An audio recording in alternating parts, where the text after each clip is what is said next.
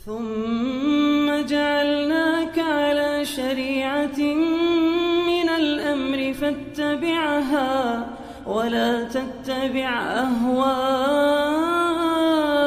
الذين لا يعلمون.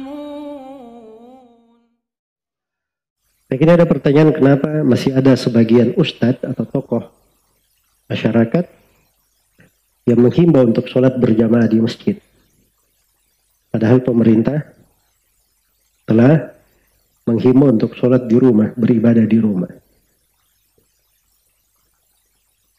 Ini memang dari hal-hal yang terjadi ya, dan kita lihat. Dan kejadian-kejadian yang seperti ini itu datang dari beberapa bentuk manusia. Manusia itu bertingkat-tingkat di dalam pemahamannya, di dalam pengetahuannya, dan di dalam bagaimana dia memahami kejadian-kejadian yang seperti ini.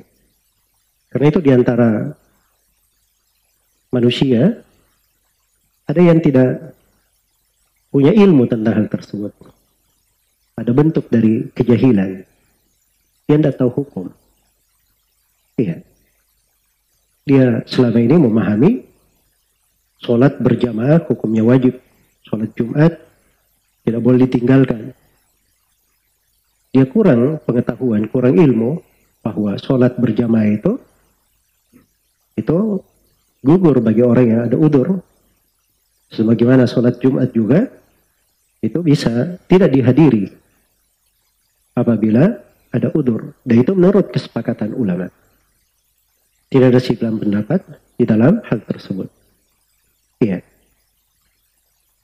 Karena itulah dari kondisi sebagian manusia yang tidak mengambil keringanan yang Allah berikan di dalam hal ini, apalagi hal tersebut adalah suatu maslahat yang darurat yang harus dijawab karena terkait dengan keselamatan jiwa, jangan sampai tersebar dari penyakit yang bisa mencelakakan. Nah, ini harusnya diperhatikan, dijaga.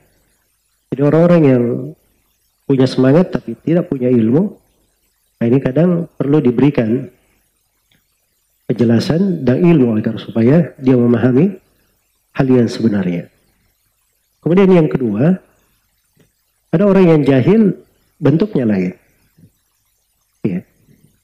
Dia jahil di masalah tertentu saja. Jahil dalam memposisikan diri. Ya, kalau misalnya dia menyeru ya kepada para DKM agar supaya tetap sholat, bertakwalah kalian kepada Allah begini dan begitu. Ya. Ini sekarang dari bentuk kejahilan, kadang seorang itu tidak bisa memposisikan dirinya. Dia ini sebagai apa? Karena seorang alim, ini kita berbicara kepada orang yang berilmu. Seorang alim, dia memberi fatwa kadang untuk kondisi tertentu. Untuk orang tertentu. Misalnya dia memberi jawaban untuk orang di dalam masalah cara dia bersuci, cara dia sholat, cara dia mengeluarkan zakat, bagaimana kalau dia sakit. Itu nggak ada masalah. Dia kasih fatwa orang kepada kondisi tertentu, dia punya hak di situ. Iya.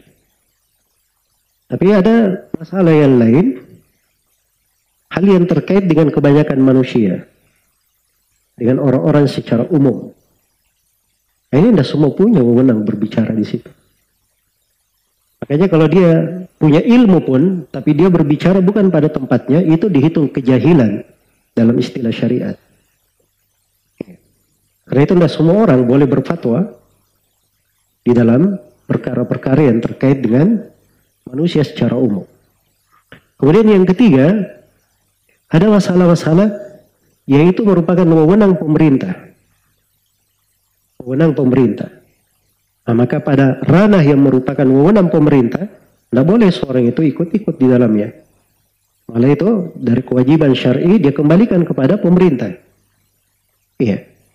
Jadi kalau pemerintah misalnya sudah menghimbau agar supaya sholat di rumah-rumah, Kemudian ada yang menghimbau DKM untuk tetap sholat di masjid. Nah, ini namanya menentang, keluar dari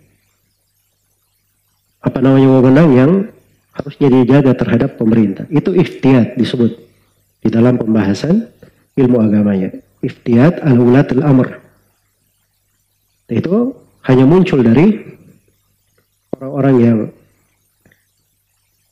jahil akan pemahaman agama, atau dia punya pemahaman menyimpang karena sering menyelisih pemerintah pada hal-hal yang merupakan wewenangnya. Maka ini seorang harus paham dia berada di posisi apa. Jangan dia berbicara kecuali dengan ilmu.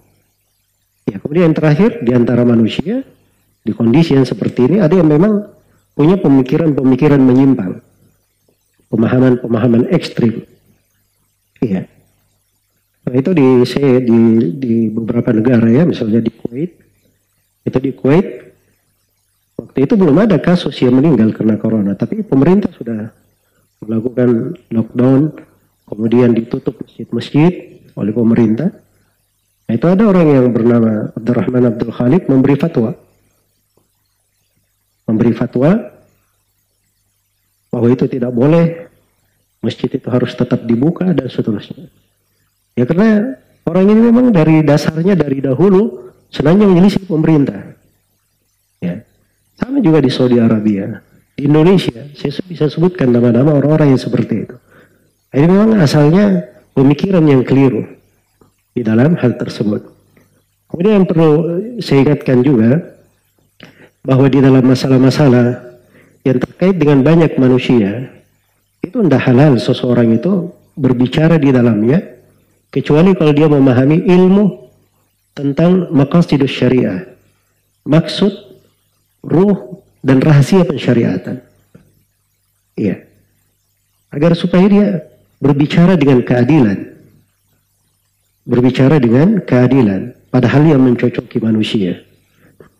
Semoga Allah Subhanahu wa taala memberi taufik kepada semuanya. Wallahu taala a'lam.